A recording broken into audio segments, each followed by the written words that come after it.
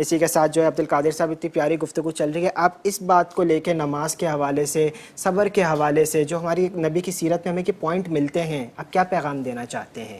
بہت پیاری آپ نے بات کہی نماز کے بارے میں۔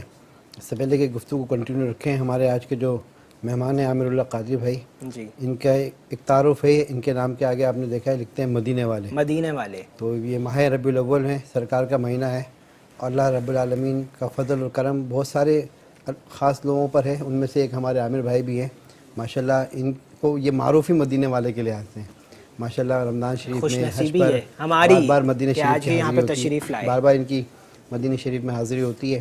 اور مجھے تو ایک دوست نے بتایا ہے، شاید یہ تصریف فرمائیں گے، ان کا مدینہ شریف میں ماشاءاللہ دسترخوان بھی لگتا ہے ماشاءاللہ مسجد نبوی میں۔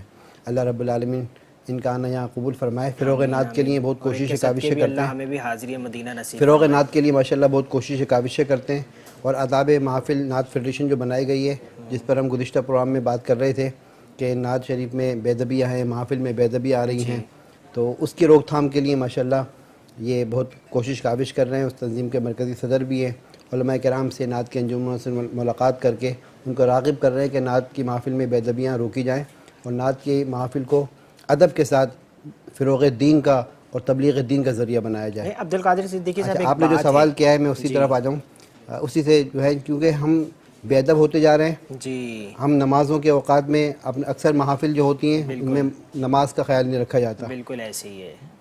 بہت لیٹ نائٹ محافل ہوتی ہیں تو اس فجر کی نماز کا لوگوں کو خیال نہیں ہوتا۔ وہ بہت پیاری بات آپ نے کہی۔ میلاد شریف کی برکات میں یہ سمجھتا ہوں کہ ہمیں اسی لیے آج عطا نہیں ہو رہی، جو ہم بزرگوں سے علماء سے سنتے ہیں کہ جس کے گھر میں میلاد ہوتا ہے وہاں اللہ تعالیٰ کی رحمتیں نازل ہوتی ہیں، جس شہر میں میلاد ہوتا ہے وہاں پورے سال امن رہتا ہے۔ لیکن ہم دیکھیں صبح سے شام، شام سے صبح، گلی گلی، قریہ قریہ آج ذکر مصطفیٰ کی بے شمار محافلیں منعقد ہو رہی ہیں، لیکن پھر بھی ہمیں وہ برکتیں رحمتیں شاید اس لیے نہیں مل رہی کہ ہم ان برکتوں محفلوں کے جو اصل مقصد ہے اس سے ہم کچھ حاصل نہیں کر پا رہے۔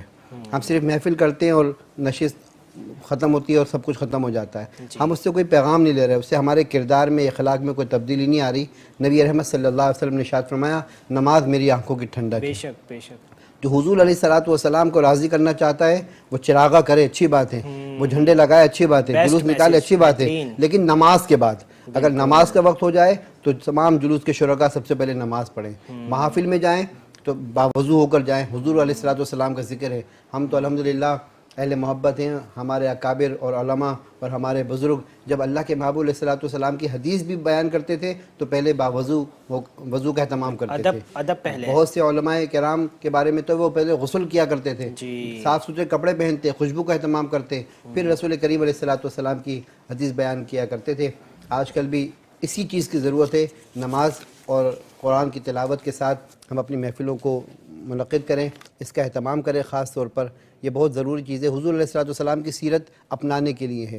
حضور علیہ السلام جو پیغام لے کر آئے، ہمیں اس پیغام، اس نظام کو بھی اپنے اوپر اور اپنے گھر والوں پر، اپنے معاشرے پر نافذ کرنا ہے۔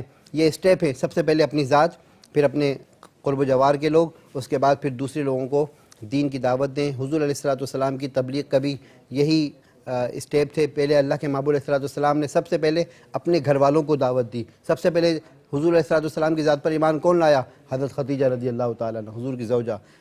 بچوں میں سب سے پہلے ایمان کون لے کے آیا؟ حضرت علی کرم اللہ وجہ الکریم، آپ کے چچا زاد بھائی۔ تو گھر سے دین کی تبلیغ کا آغاز ہوا، پھر خاندان میں، پھر معاشرے میں دین پھیلتا رہا حضور علیہ السلام کے کردار اور اخلاق سے۔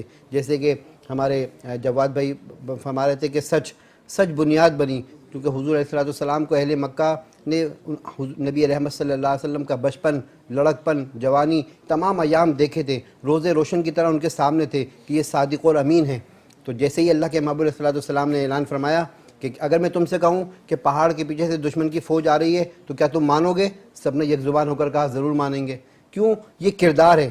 یہ اللہ کے محبوب علیہ السلام کے میلاد پر ہمیں سمجھنا چاہیے کہ سرکار دو عالم صلی اللہ علیہ وسلم نے سب سے پہلے اپنے کردار کو پیش کیا، اسلام کی دعوت بعد میں پیش کی، کردار پہلے پیش کیا۔ اللہ تعالی ہم سب کو بھی میلاد کے صدقے صدیقی صاحب فرما رہے ہیں۔ اور حقیقت بات تو یہ ہے کہ دیکھیں جو آج پوری ٹرانسمیشن ہوئی ہے نا، اس کا لب لباب سرکار کی سیرت ہے۔